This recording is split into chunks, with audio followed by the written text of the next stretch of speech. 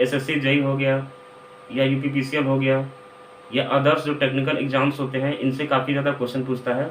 तो आइए स्टार्ट करते हैं एनालॉग इलेक्ट्रॉनिक्स या इलेक्ट्रॉनिक्स कंपोनेंट्स एंड डिवाइसेस के ऑब्जेक्टिव टाइप के एमसीक्यू क्वेश्चंस के विषय में। व्यवहारिक धारा स्रोत की टर्मिनल वोल्टेज का मान लोड धारा बढ़ने पर, यानी जो प्रैक्टिकल करंट सोर्स होती है उनकी टर्मिनल वोल्टेज का मान लोड धारा बढ़ने पर क्या होता है। जैसे अगर कोई करंट सोर्स है, like this is a current source, अगर हम करंट सोर्स बनाते हैं, करंट सोर्स जो होता है, यह करंट सोर्स है, इसके पैरेलल में जो होता है वह इसका इंटरनल रेजिस्टेंस होता है, इंटरनल रेजिस्टेंस। तो पूछा है कि प्रैक्टिकली करंट सोर्स, यानी कि प्रैक्टिकली करंट सोर्स है, प्रैक्टिकली करंट सोर्स के पैरेलल में जो होता है कुछ ना कुछ मात्रा में इंटरनली प्रतिबाधा होती है। और पूछा है कि जब व्यवहारिक धारा स्रोत की टर्मिनल वोल्टेज का मान लोड धारा बढ़ने पर क्या होगा। जैसे अगर इसको किसी लोड से अगर कनेक्ट कर दिया जाए, यहाँ पर लोड है और इसमें जो करंट फ्लो हो रही है आई या लोड करंट, अगर इस लोड करंट का मान लगातार अगर बढ़ता जाएगा तो इसके टर्मिनल पर वोल्टेज का मान क्या होगा। जैसे यह टर्मिनल इसका कहलाएगा तो टर्मिनल वोल्टेज का मान जो है लगातार कम होगा, क्योंकि अगर इसके लोड में करंट का मान अगर लगातार बढ़ता जाएगा तो लोड पर जो वोल्टेज ड्रॉप होगा VD, इसका मान भी लगातार इंक्रीज करेगा। जब वोल्टेज ड्रॉप ऑटोमेटिक इसका इंक्रीज करेगा तो इसके लोड पर जो वोल्टेज जो होगा ऑटोमेटिक जो होगा वो डाउन होने लगेगा। तो इसका ऑप्शन नंबर कौन सा सही होगा, ऑप्शन नंबर ए सही होगा। नेक्स्ट क्वेश्चन काफी इंपॉर्टेंट है, इसमें दिया है कि पूर्ण दृष्टकारी की इनपुट आवृत्ति 50 हर्ट्ज है, आउटपुट सिग्नल की आवृत्ति क्या होगी। ये पूछ रहा है कि फुल वेव रेक्टिफायर, पूर्ण दृष्टकारी यानी फुल वेव रेक्टिफायर जो होते हैं, इसमें अगर इनपुट के रूप में, अगर फुल वेव रेक्टिफायर में इनपुट के रूप में अगर 50 हर्ट्ज की सिग्नल अगर अप्लाई कर दी जाए तो आउटपुट सिग्नल की फ्रीक्वेंसी क्या होगी, आउटपुट पर जो सिग्नल मिलेगा उसका फ्रीक्वेंसी क्या होगा। तो आप लोग जानते होंगे कि जो फुल वेव रेक्टिफायर या हाफ वेव रेक्टिफायर जो होता है, इसमें आउटपुट में डीसी सिग्नल प्राप्त होती है। यह रेक्टिफायर जो होता है डीसी सिग्नल देता है, तो डीसी सिग्नल की फ्रीक्वेंसी जो होती है 0 होती है। इसका कौन सा ऑप्शन सही होगा, 0 हर्ट्ज। नेक्स्ट क्वेश्चन दिया है कि यदि 10 डिग्री सेल्सियस पर डायोड में संतृप्त धारा का मान 2 माइक्रो एम्पियर है तो 30 डिग्री सेल्सियस पर संतृप्त धारा का मान क्या होगा। क्वेश्चन में दिया है कि 20 डिग्री सेल्सियस पर कोई भी डायोड है उसमें जो रिवर्स करंट फ्लो हो रही है, संतृप्त धारा, रिवर्स सैचुरेशन करंट, इसका मान अगर दिया है 2 माइक्रो एम्पियर है तो 30 डिग्री सेल्सियस पर जो है इस करंट का मान क्या हो जाएगा। तो आप लोग जानते होंगे कि जो डायोड होते हैं उनमें अगर 10 डिग्री सेल्सियस, अगर 10 डिग्री सेल्सियस का तापमान अगर बढ़ा दिया जाएगा, किसी भी डायोड में 10 डिग्री सेल्सियस का तापमान अगर बढ़ाया जाता है तो फिर मोनोटोनिक करंट की संख्या की वजह से जो करंट का मान होता है वो डबल हो जाता है।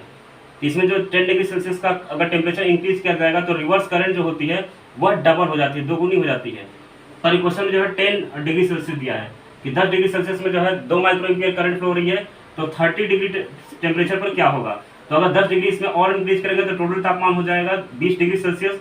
तो 20 डिग्री सेल्सियस पर जो करंट होगी 10 से अगर 2 एम्पियर है तो 20 डिग्री सेल्सियस पर क्या हो जाएगी, दोगुनी हो जाएगी। तो इसका मान हो जाएगा 4 माइक्रो एम्पियर। लेकिन पूछा क्या है 30 डिग्री सेल्सियस पर क्या होगा। तो 30 डिग्री सेल्सियस पर जाने के लिए 10 डिग्री सेल्सियस का तापमान जो है और भी इसमें इंक्रीज करना होगा।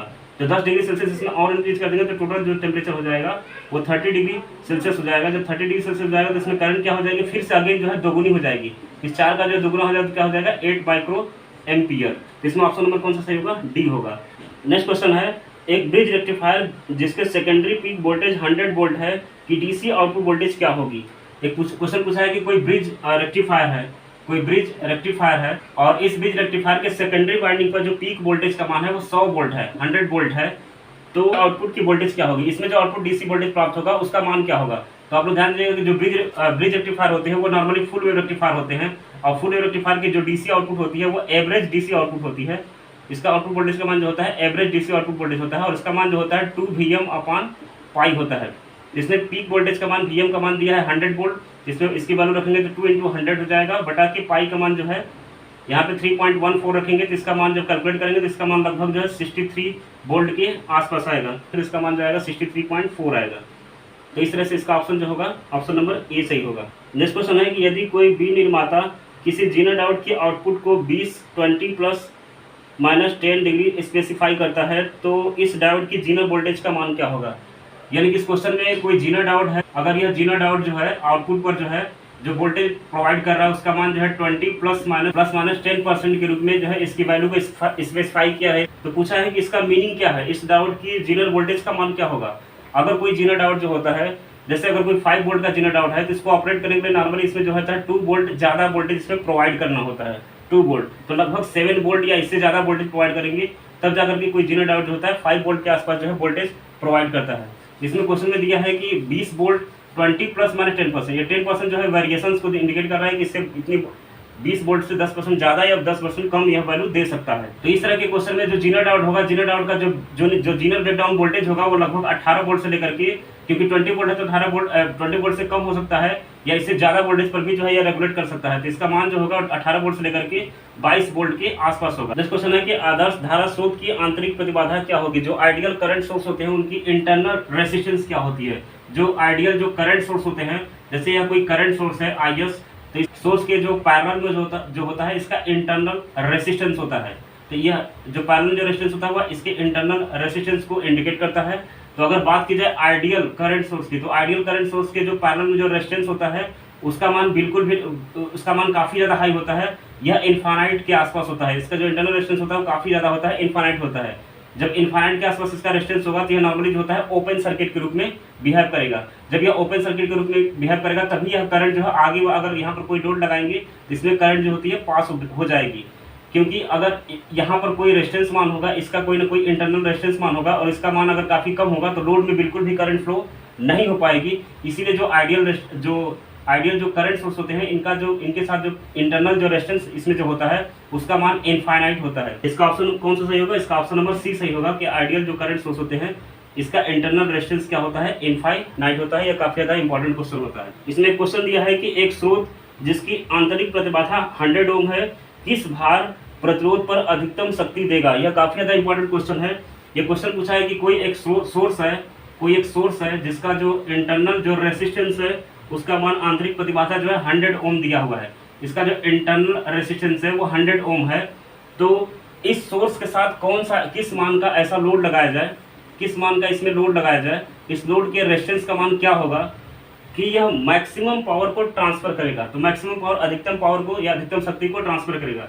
तो मैक्सिमम पावर ट्रांसफर थ्योरम का जो है एक रूल होता है कि किसी भी सोर्स से लोड पर मैक्सिमम पावर तभी ट्रांसफर हो सकती है जब सोर्स की तरफ का रेजिस्टेंस और सोर्स के सभी वायर्स का जो रेजिस्टेंस होता है वह लोड के रेजिस्टेंस के अगर बराबर हो जाए तभी सोर्स से जो है लोड पर मैक्सिमम करंट जो है या मैक्सिमम पावर जो है ट्रांसफर हो सकती है।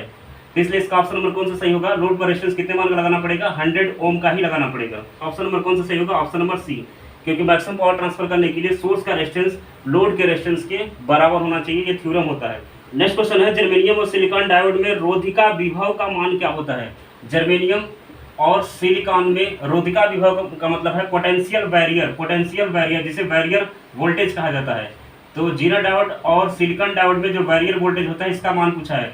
जीनर डायोड में जो बैरियर वोल्टेज का मान होता है 0.3 वोल्ट या 0.2 वोल्ट होता है और सिलिकॉन में जो वोल्टेज का मान होता है 0.7 वोल्ट के आसपास होता है। नेक्स्ट दिया है कि डायोड को अग्र बायस तथा रिवर्स बायस करने पर डिप्लीशन परत की चौड़ाई क्रमशः क्या होती है। यह काफ़ी ज़्यादा इंपॉर्टेंट क्वेश्चन है। इससे काफ़ी ज़्यादा क्वेश्चन पूछता है कि अगर कोई डायोड है, अगर इस डायोड को फॉरवर्ड बायस में अगर कोई वोल्टेज अप्लाई कर दिया जाए और रिवर्स बायस में जब वोल्टेज अप्लाई किया जाए तो इसके डिप्लीशन लेयर पर क्या इफेक्ट पड़ेगा। जब किसी डायोड में अगर फॉरवर्ड बायस वोल्टेज का मान अप्लाई करके इसे इंक्रीज करेंगे तो जो डिप्लीशन लेयर का जो विड्थ होगा डिप्लीशन लेयर का वो लगातार जो होगा इसका घटने लगेगा। और जब रिवर्स बायस वोल्टेज अप्लाई करके डायोड में इसको इंक्रीज करेंगे इसमें डिप्लीशन लेयर का जो विड्थ होता है वो लगातार जो होगा बढ़ने लगता है। तो फॉरवर्ड बायस में डिप्लीशन लेयर का विड्थ घटता है और रिवर्स बायस में डिप्लीशन परत की जो चौड़ाई होती है वो बढ़ती है। नेक्स्ट क्वेश्चन है परम शून्य ताप पर क्रमशः जर्मेनियम और सिलिकॉन का वर्जित ऊर्जा अंतराल क्या होता है। परम शून्य ताप पर जो है सिलिकॉन और जर्मेनियम और सिलिकॉन का जो है इक्विवेलेंट वोल्टेज कितना होता है। तो जर्मेनियम का जो एनर्जी इक्विवेलेंट वोल्टेज जो होता है और सिलिकॉन का जो होता है एनर्जी गैप वोल्टेज परम शून्य ताप पर जर्मेनियम का होता है 0.7 इलेक्ट्रॉन वोल्ट के आसपास और सिलिकॉन का जो होता है 1.21 इलेक्ट्रॉन वोल्ट के आसपास। ये डिफॉल्ट होता है, इसको आप लोग याद कर लीजिएगा, काफ़ी ज़्यादा क्वेश्चन यह एग्जाम में पूछता भी है। नेक्स्ट दिया है निम्न में दाता अशुद्धि है, यानी कि डोनर इम्प्योरिटी कौन सा है। डोनर आयंस जो नॉर्मली जो होते हैं वो पेंटावैलेंट होते हैं, जिनके बाहरी कक्ष में जो है 5 इलेक्ट्रॉन्स होते हैं, वो डोनर इम्प्योरिटी कराती है। तो इसमें दिया है बोरान, एल्युमिनियम, इंडियम, एंटीमनी। इसमें कौन सा ऑप्शन सही होगा? एंटीमनी। एसन जो एंटीमनी होता है वह जो है डोनर इम्प्योरिटी ग्रुप में होता है, क्योंकि इसके आउटर मोस्ट सेल में जो होते हैं 5 इलेक्ट्रॉन्स होते हैं। नेक्स्ट क्वेश्चन पूछा है कि परम शून्य ताप पर शुद्ध अर्धचालक व्यवहार करता है, यानी कि प्योर जो सेमीकंडक्टर मटेरियल है, प्योर सेमीकंडक्टर मटेरियल वो परम शून्य ताप पर प्योर सेमीकंडक्टर मटेरियल जो होता है लाइक ए इंसुलेटर के रूप में बिहेव करता है। इंसुलेटर यानी कि इसमें करंट को फ्लो करने नहीं देगा। तो इसका ऑप्शन कौन सा होगा? पहला चालक की भांति जो कि गलत है, दूसरा है विद्युत रोधी की भांति, यानी दूसरा ऑप्शन सही होगा बी वाला, करंट को रोकता है। तीसरा है एक्सटेंजिक अर्धचालकों की भांति, यह क्वेश्चन गलत है, एक्सटेंसिव के रूप में बिहेव नहीं करेगा। चौथा दिया उनमें से ऊपर में से कोई नहीं। इसमें ऑप्शन कौन सा सही होगा? प्योर सेमीकंडक्टर मटेरियल परम शून्य ताप पर इंसुलेटर यानी कि विद्युत रोधी की भांति कार्य करता है। नेक्स्ट क्वेश्चन है, प्रकाश नियंत्रित स्विचों में प्रयुक्त किया था। प्रकाश नियंत्रित स्विचों में प्रयुक्त किया था Zener diode, tunnel diode, photo diode और एलईडी। जो फोटो डायोड होते हैं, फोटो डायोड का सिंबल कुछ इस प्रकार से होता है। इसमें जो है लाइट इंसिडेंट करती है, लाइट जब लाइट पड़ती है तो यह डायोड जो होता है ऑपरेट करना स्टार्ट कर देता है। तो प्रकाश नियंत्रित यानी कि फोटो कंट्रोल्ड स्विच के रूप में जो डायोड इस्तेमाल किया था वो कौन सा इस्तेमाल किया था? फोटो डायोड इस्तेमाल किया था, क्योंकि फोटो डायोड में जब प्रकाश पड़ता है तो ऑपरेट करता है, नहीं पड़ता है तो ऑपरेट नहीं करता है। नेक्स्ट दिया है, एक रेक्टिफायर कन्वर्ट करता है। रेक्टिफायर का काम क्या होता है? एसी को डीसी में कन्वर्ट करता है। रेक्टिफायर एसी को डीसी में बदलता है, तो इसका ऑप्शन कौन सा सही होगा? इसका ऑप्शन नंबर बी सही होगा, एसी को डीसी में। नेक्स्ट क्वेश्चन दिया है, जीना डायोड में सिर्फ पी क्षेत्र अधिक डोप होता है, सिर्फ एन क्षेत्र अधिक डोप होता है, पी व एन क्षेत्र दोनों अधिक डोप होते हैं, पी व एन क्षेत्र दोनों कम होते हैं। आप लोग ध्यान दीजिएगा, जो जीना डायोड होते हैं, जीना डायोड इसमें डोपिंग काफी ज्यादा होती है और डोपिंग इनकी जो होती है दोनों की अधिक होती है। यह जीना डायोड है और जीना डायोड में जो डोपिंग होती है पी प्लस और एन प्लस, यानी कि पी टाइप और एन टाइप दोनों की डोपिंग बराबर मात्रा में अधिक होती है। तो इसमें कौन सा ऑप्शन सही होगा? इसमें ऑप्शन नंबर सी सही होगा कि पी क्षेत्र व एन क्षेत्र दोनों की अधिक दोनों अधिक डोप होते हैं। नेक्स्ट क्वेश्चन है, ब्रिज रेक्टिफायर में प्रयुक्त डायोडों की संख्या होती है। जो ब्रिज रेक्टिफायर होते हैं, ब्रिज रेक्टिफायर में नॉर्मली जो होते हैं 4 डायोड का इस्तेमाल किया जाता है। इस तरह से आप लोग सर्किट डायग्राम देखे होंगे। ब्रिज रेक्टिफायर में जो होता है टोटल जो होते हैं 4 डायोड्स का इस्तेमाल किया जाता है। यह ब्रिज रेक्टिफायर का सर्किट डायग्राम है। तो इसमें ऑप्शन नंबर कौन सा सही होगा? इसका ऑप्शन नंबर सी सही होगा। नेक्स्ट क्वेश्चन काफी ज्यादा इंपॉर्टेंट है। यह पूछ रहा है कि एक अर्धचालक दीष्टकृत साइन वेव की शिखर वोल्टेज पीक वोल्टेज का मान 10 वोल्ट है, इसका औसत मान व आरएमएस मान क्या होगा? यह पूछ रहा है कि कोई हाफ वेव रेक्टिफायर है, इसमें जो सिग्नल अप्लाई की जा रही है इनपुट वोल्टेज के रूप में, उसका पीक मान जो है यानी कि वीएम मान जो दिया है 10 वोल्ट दिया है, और पूछ रहा है कि इसका औसत मान और आरएमएस मान क्या होगा। तो हाफ वेव रेक्टिफायर का जो एवरेज मान होता है, एवरेज वैल्यू जो होती है, वो उस एवरेज वैल्यू वोल्टेज का जो मान होता है वो Vm/π होता है, और जो आरएमएस वैल्यू होती है, आरएमएस रूट मीन स्क्वायर जो वैल्यू होती है उसका मान Vm/2 होता है। तो अगर एवरेज वैल्यू को निकालेंगे तो Vm/π करेंगे तो इसका मान हो जाएगा 10/π करेंगे तो पाई का मान यहाँ पर रखेंगे 3.14 है। इसका जो मान डायरेक्टली यहाँ पर रखेंगे तो यहाँ पर 10 वोल्ट हो जाएगा, Vm का मान यहाँ पर 10 वोल्ट हो जाएगा। तो एवरेज वैल्यू का मान आएगा 10/π और इसका आरएमएस का मान हो जाएगा 5 वोल्ट। इस फॉर्मूले से आप लोग डायरेक्टली निकाल सकते हैं। इसमें ऑप्शन कौन सा सही होगा? इसमें ऑप्शन नंबर सी सही होगा कि 10/π तथा 5 वोल्ट। नेक्स्ट क्वेश्चन काफी ज्यादा इंपॉर्टेंट है। इसमें पूछ रहा है कि V का मान क्या होगा? फिगर के अनुसार वोल्टेज है। इसमें फिगर के अनुसार जो है क्वेश्चन दिया हुआ है, काफी ज्यादा इंपॉर्टेंट क्वेश्चन होता है। और यह वोल्टेज दिया है, यहाँ पर वोल्टेज अप्लाई किया है 5 वोल्ट और यहाँ 8 किलो ओम है रेजिस्टेंस, यहाँ पर 2 किलो ओम रेजिस्टेंस है। और पूछ रहा है कि इसमें V का मान क्या होगा? यहाँ पर जो V वोल्टेज होगा इसका मान क्या होगा? तो आप लोग ध्यान दीजिए कि ये सर्किट जो है पोटेंशियल डिवाइडर सर्किट है। पोटेंशियल डिवाइडर सर्किट में डायरेक्टली इसमें फॉर्मूला लगाएंगे तो पोटेंशियल डिवाइडर सर्किट में ये ग्राउंडेड है, यहाँ पर यह ग्राउंडेड है, यानी कि ग्राउंडेड रेजिस्टेंस, जो ग्राउंडेड रेजिस्टेंस अगर इसे R2 मान लिया जाए, इसे R1 मान लिया जाए, या इसे R1 मान लिया जाए, इसे अगर R2 मान लिया जाए, तो पोटेंशियल डिवाइडर सर्किट का रूल होता है, फॉर्मूला होता है कि यहाँ पर जो ग्राउंड रेजिस्टेंस होता है उसे अगर R1 मान लें तो ground resistance upon total resistance R1 plus R2 into इसमें फ्लो होने वाली जो वोल्टेज है, जो वोल्टेज जितना वोल्टेज इनको प्रोवाइड किया जा रहा है, जितना वोल्टेज प्रोवाइड किया जा रहा है 5 वोल्ट, इसमें 5 वोल्ट से इसमें मल्टीप्लाई कर देंगे। तो यहाँ पर जो क्वेश्चन के आंसर क्या हो जाएगा? R1/R1 प्लस R2 इंटू जितना वोल्टेज को अप्लाई किया जा रहा है। तो यहाँ पर जो ग्राउंड रेजिस्टेंस कितना है 8 किलो ओम बटा की टोटल रेजिस्टेंस कितना हो जाएगा 8 + 2 और इसको वोल्टेज कितना दिया जा रहा है 5 वोल्ट। इसमें मल्टीप्लाई करेंगे तो इसका मान क्या हो जाएगा 8 × 2 = 10, 5 × 2 = 10 हो जाएगा और ये 2 × 2 = 4 हो जाएगा। तो इसमें कितना वोल्टेज आएगा 4 वोल्ट। नेक्स्ट क्वेश्चन दिया है, नेक्स्ट क्वेश्चन भी काफी ज्यादा इंपॉर्टेंट है। यह जो है करंट डिवाइडर रूल पर पूछा है। पहला जो क्वेश्चन था वो वोल्टेज डिवाइडर रूल पे था। इसमें जो करंट फ्लो हो रही है 10 एम्पियर फ्लो हो रही है। यहाँ पर रेजिस्टेंस अगर दिया है 5 ओम और यहाँ पर दिया है 8 ओम और इसमें पूछ रहा है कि इसमें जो करंट फ्लो हो रही है इसका मान क्या होगा, इसमें I का मान क्या होगा। तो इसमें करंट डिवाइडर रूल लगाएंगे। इसमें करंट डिवाइडर अगर रूल लगाएंगे तो करंट डिवाइडर रूल के अनुसार जो इसमें करंट फ्लो होगी इसका मान, जिसमें करंट फ्लो हो रही है इसके जो बाहरी जो पैरेलल में जो रेजिस्टेंस होता है उसका मान, यानी कि इसकी वैल्यू को पहले लिखते हैं ऊपर अपॉन टोटल करंट टोटल जो रेजिस्टेंस होता है 8 + 5 इंटू जो इस पूरे सर्किट में ओवरऑल करंट फ्लो हो रही है। ओवरऑल करंट कितनी फ्लो हो रही है 10 एम्पियर। तो इसको यहाँ पर मल्टीप्लाई कर देंगे तो इसका मान जो है इस प्रकार से आ जाएगा 8 × 5 = 13 हो जाएगा, यानी कि 80 बटा के इसमें 13 हो जाएगा, 13 एम्पियर।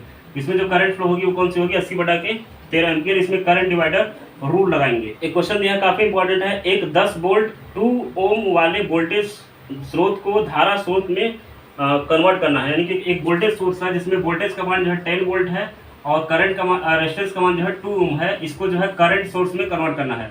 तो करंट सोर्स को आप लोग ध्यान दीजिए, करंट सोर्स कुछ इस प्रकार से होता है, इसमें करंट का मान होता है, इसके पैरेलल में जो होती है रेजिस्टेंस होती है। तो करंट सोर्स में करंट का मान क्या आएगा, करंट का जो मान होता है यहाँ पे जो आई का मान होता है वह वोल्टेज अपॉन रेजिस्टेंस हो जाएगा, तो 10/2 हो जाएगा। तो इसका मान आ जाएगा, इसका मान इसका जो आ जाएगा 5 एम्पियर। 5 एम्पियर की इसमें करंट फ्लो होगी और इसका रेजिस्टेंस जो होगा जितना मान का दिया है वही रेजिस्टेंस इसमें अप्लाई होता है। तो इस तरह से इसमें करंट सोर्स का डायग्राम हो जाएगा। इसमें जो करंट फ्लो होगी वो 5 एम्पियर और रेजिस्टेंस कितना हो जाएगा 2 ओम। नेक्स्ट क्वेश्चन है डायमंड का ऊर्जा अंतराल, डायमंड का एनर्जी गैप कितना होता है। डायमंड का जो एनर्जी गैप होता है वो 7 इलेक्ट्रॉन वोल्ट से भी जो होता है ज़्यादा होता है एनर्जी गैप। आप लोग ध्यान दीजिएगा, काफी ज़्यादा इंपॉर्टेंट क्वेश्चन है ये। 7 इलेक्ट्रॉन वोल्ट से भी जो है इसमें ज़्यादा करंट फ्लो होती है।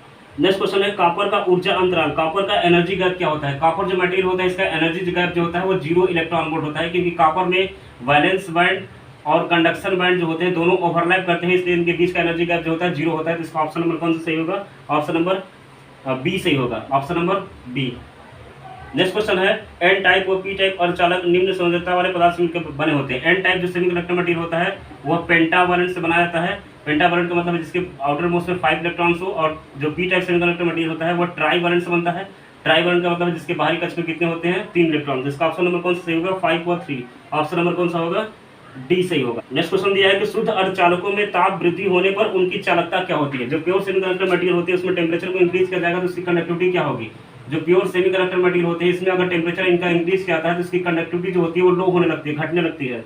इसका ऑप्शन कौन सा सही होगा, इसका ऑप्शन नंबर बी सही होगा, और कंडक्टिविटी जो होती है इसकी घटने लगती है। नेक्स्ट क्वेश्चन है ग्राउंडिंग प्रणाली सुरक्षा देती है विभव से, लीकेज से, इंसुलेशन ब्रेकडाउन से, static electricity produce from friction. जो हम लोग ग्राउंड करते हैं सर्किट्स का, घरों में जो ग्राउंडिंग करते हैं इसका काम होता है कि जो स्पार्क से जो है, स्पार्क से जो इलेक्ट्रिसिटी प्रोवाइड होती है उस इलेक्ट्रिसिटी से जो है प्रोटेक्ट करना। तो इसका ऑप्शन कौन सा सही होगा, ऑप्शन नंबर इसका डी सही होगा, घर्षण से उत्पन्न स्थिर विभव।